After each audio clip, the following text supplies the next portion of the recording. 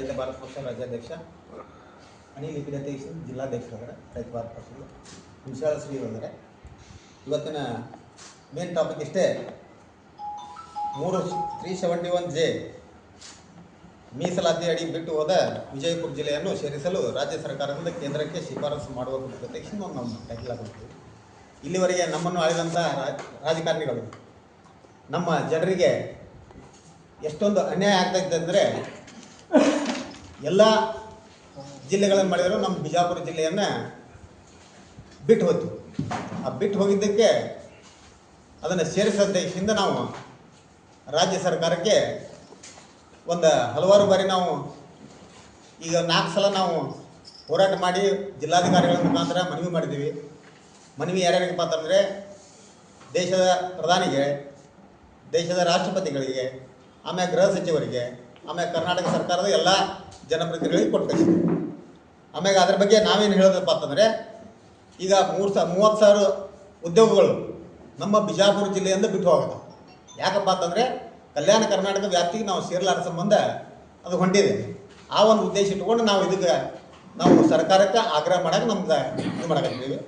ಏನೇನಪ್ಪ ಅಂತಂದರೆ, ಜಿಲ್ಲೆಗೆ ತಪ್ಪಿ ಹೋಗಿರುವ ಮೀಸಲಾತಿ ಸಿಕ್ಕರೆ ಸ್ಥಳೀಯ ಸರ್ಕಾರಿ ಉದ್ಯೋಗದಲ್ಲಿ ಜಿಲ್ಲೆಯ ಎಲ್ಲ ವರ್ಗದ ಯುವಜನತೆಗೆ 80% ನಮ್ಮ ಬಿಜಾಪುರ ಜಿಲ್ಲೆಯವರು ಸಿಗ್ತದೆ. ಆಮ್ಯಾಗ ಇತರೆ ಜಿಲ್ಲೆಗಳ ಸರ್ಕಾರಿ ಉದ್ಯೋಗದಲ್ಲಿ 20% ಮೀಸಲಾತಿ ಸಿಗೋದು ಅಂತ ಹೇಳ್ತೀನಿ. ಆಮೇಲೆ ಎರಡನೇದೇನಪ್ಪ ಅಂತಂದರೆ, MBBS, BAMS ಸೇರಿ ಎಲ್ಲ ವೈದ್ಯಕೀಯ, ಡಿಪ್ಲೊಮಾ, ಇಂಜಿನಿಯರಿಂಗ್ ಸೇರಿದಂತೆ ವಿವಿಧ ಉನ್ನತ ಶಿಕ್ಷಣದಲ್ಲಿ ಸ್ಥಳೀಯವಾಗಿ 80% ನಮ್ಮ ವಿದ್ಯಾರ್ಥಿಗಳು ಸಿಗತ್ತೆ. ಆಮೇಲೆ ಇನ್ನೊಂದೇನಪ್ಪ ಅಂತಂದರೆ, ಜಿಲ್ಲೆಯ ಕಲ್ಯಾಣ ಕರ್ನಾಟಕ ಅಭಿವೃದ್ಧಿ ನಮ್ಮ ಸೇರಿಸಿದ್ದ ಕರೆ ಯಾಕಪ್ಪ ಅಂತಂದರೆ, ನಮ್ಮ ಜನಪ್ರತಿನಿಧಿಗಳು ಹೇಳಿದ್ರೆ ಇವರಿಗೆ ಆ ಕಮಿಟಿಯಲ್ಲಿ ಸದಸ್ಯರಾಗಕ್ಕೆ ಒಂದು ಅವಕಾಶ ಇರುತ್ತೆ. ಆಮೇಲೆ ಉದ್ದಿಮೆದಾರರಿಗೆ ತೆರಿಗೆ ವಿನಾಯಿತಿ ಸಿಗುತ್ತದೆ ಆಯ್ತಪ್ಪ ಅಂತಂದರೆ. ಆಮೇಲೆ ಜಿಲ್ಲೆಯ ಎಲ್ಲ ಶಾಸಕರು, ಸಂಸದರು, ವಿಧಾನ ಪರಿಷತ್ ಸದಸ್ಯರು, ಕಲ್ಯಾಣ ಕರ್ನಾಟಕ ಮಂಡಳಿ ಸದಸ್ಯತ್ವ ದೊರಕುತ್ತದೆ ಅಂತ ಹೇಳ್ತಾರೆ. ಆಮೇಲೆ ಇಷ್ಟೊಂದು ಹೇಳ್ಬೇಕಂತಂದರೆ ಎಲ್ಲರಿಗೂ ಕೊಟ್ಟಿದ್ದೀವಿ. ಆಮ್ಯಾಗ ನಮ್ಮ ಜಿಲ್ಲೆಯನ್ನು ಈ ಕಲ್ಯಾಣ ಕರ್ನಾಟಕ ವ್ಯಾಪ್ತಿಗೆ ಸೇರಿಸ್ಬೇಕಂತ ಹೇಳಿಸಿಂದ ನಾ ಎಲ್ಲ ಜನಪ್ರತಿನಿಧಿಗಳಿಗೆ ಇದು ಮಾಡ್ತೇನೆ. ಹೇಳುವುದಿಷ್ಟೇ, ಸ್ಥಳೀಯ ಶಾಸಕರುಗಳು, ನಮ್ಮ ಬಿಜಾಪುರ ಜಿಲ್ಲೆಯಲ್ಲಿರ್ತಕ್ಕಂಥ ಸ್ಥಳೀಯ ಶಾಸಕರುಗಳು ಇದೇನು ಬರುವಂಥ ಅಧಿವೇಶನದಲ್ಲಿ ಈ 371J ಆರ್ಟಿಕಲ್ ಬಗ್ಗೆ ಒಂದು ಗಂಭೀರವಾದ ಚರ್ಚೆ ಮಾಡಿ ವಿಜಯಪುರ ಜಿಲ್ಲೆಯ ಜನಪ್ರತಿನಿಧಿಗಳು ಸೇರಿಸುವ ವಿಚಾರಕ್ಕೆ ಹೇಳಬೇಕಂತ ಹೇಳಿ ನಾನು ಎಲ್ಲರೇ ತಮ್ಮ ಮಾಧ್ಯಮ ಮುಖಾಂತರ ನಾನು ಹೇಳಕ್ಕೆ ಇಷ್ಟಪಡ್ತೀನಿ. ಹಿಂಗೆ ನಾನು ಮಲ್ಲಿಕಾರ್ಜುನ ಕೆಂಗನಾಳ್ ಅಂತ ಹೇಳಿಂದ ರೈತ ಭಾರತ ಪಕ್ಷದ ರಾಜ್ಯಾಧ್ಯಕ್ಷ. ನಮ್ಮ ಜಿಲ್ಲಾಧ್ಯಕ್ಷರು ಜಿಲ್ಲೆಯ 371J ಈ ಇನ್ನೀಗ ನಮ್ಮ ರಾಜ್ಯಾಧ್ಯಕ್ಷ ಹೇಳಿದಂಗೆ ಇದನ್ನು ಕೂಡಿಸ್ಲಾಕ ಜನಪ್ರತಿನಿಧಿಗಳು ಯಾಕೆ ಹಿಂದೆ ನೋಡ್ತಾರೆ ಮತ್ತು ತಮ್ಮ ಇಲೆಕ್ಷನ್ದಲ್ಲಿ ಜಾಹೀರಾತು ಹಾಕೋತಾರೆ ಮತ್ತು ಇಲೆಕ್ಷನ್ದಲ್ಲಿ ಈ ಥರ ನಾವು ಮಾಡ್ತೀವಿ ಅಂತೀವಿ ಮತ್ತು ಇಲೆಕ್ಷನ್ ಮುಗಿದ ಮೇಲೆ ಇದಕ್ಕೆ ನಿರ್ಲಕ್ಷ್ಯ ಮಾಡ್ತಾರೆ. ಈ 8 ಮಂದಿ ಶಾಸಕರಿಗೆ ಏನಾಗೈತಿ?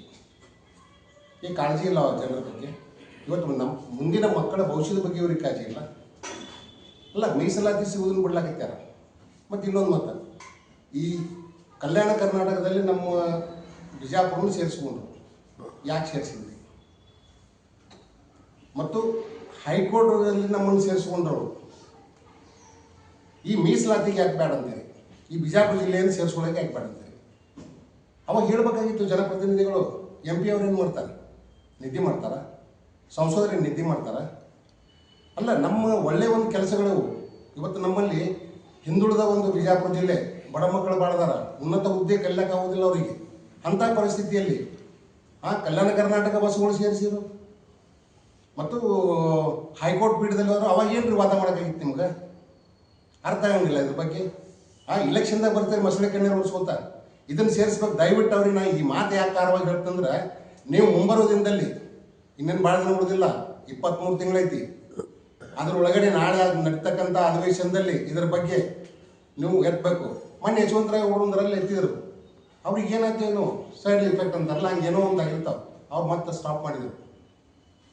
ಈ ನಮ್ಮ ಜನಪ್ರತಿನಿಧಿಗಳೇ, MLCಗಳು ಮತ್ತು ಇನ್ನೊಂದು ವಿಧಾನ ಪರಿಷತ್ತಿನ ಸದಸ್ಯಗಳು ನಮ್ಮ ಗುಲ್ಬರ್ಗದವರಾಗಿದ್ದಾರೆ. ಕಮಕ್ನೂರಾಗಲಿ ಇತರೆ ಇನ್ವೆಸ್ಟ್ಮೆಂಟ್ ಇದ್ದಾರೆ. ಇಲ್ಲಿ ಸ್ಥಳೀಯ ಸಂಸ್ಥೆಗೆ ವೋಟ್ ಹಾಕ್ಲಾಕ ಅವ್ರಿಗೆ ಅರ್ಹತೆ ಐತಿ.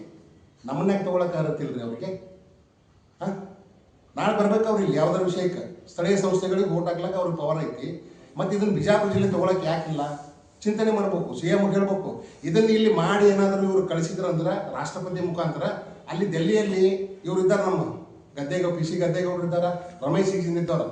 ರಮೇಶ್ ಸಿಗ್ಜಿನ್ ಅವ್ರು ಇಂಥ ವಿಷಯ ಬಗ್ಗೆ ಯಾವನು ಎತ್ತಂಗಿಲ್ಲ. ಚಕಾರ ಯಾವುದೋ ವಿಷಯ ಎಲ್ಲರೂ ತೊಗೊಂಡು ಕಿಸಿಂದ ಏನಾರು ಮಾತಾಡ್ಕೊತ ಹೋಗ್ತಾರೆ. ಇಂಥ ಸಮಸ್ಯೆಗಳನ್ನ ಎತ್ತಬೇಕು. ನೀವು ಒಂದು ದಲಿತ ಸಮುದಾಯದಲ್ಲಿ ಬಂದವರದಿರಿ.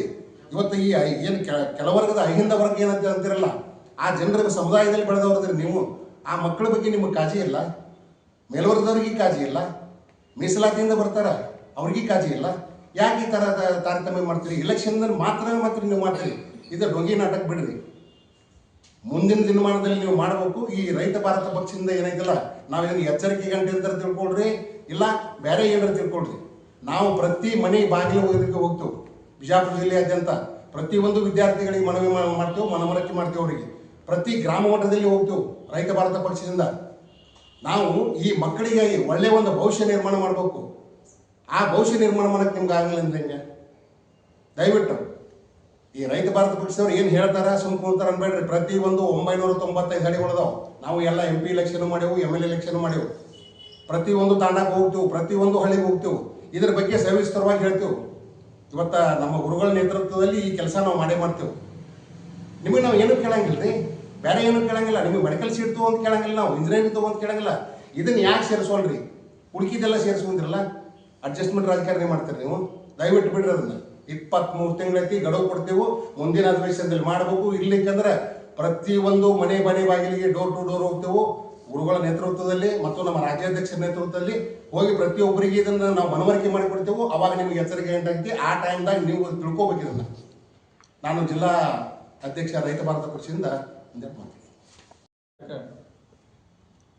ರೈತ ಸಂಘದ ಅಧ್ಯಕ್ಷರಾದಂಥ ಮಲ್ಲಿಕಾರ್ಜುನ ಅವರಿಗೂ, ಜಿಲ್ಲಾ ಅಧ್ಯಕ್ಷರಾದಂಥ ಅನಿಲ್ ಹೆಗ್ಡೆ ಅವರಿಗೂ, ಎಲ್ಲ ಮಾಧ್ಯಮದವರಿಗೂ ತಿಳಿಸೋದೇನೆಂದರೆ, ನಮ್ಮ ವಿಜಾಪುರ ಜಿಲ್ಲಾ ಭಾಳ ಹಿಂದುಳಿದ ಜಿಲ್ಲಾ ಅಂತ ಹೇಳ್ತಾ ಇದ್ದಾರೆ.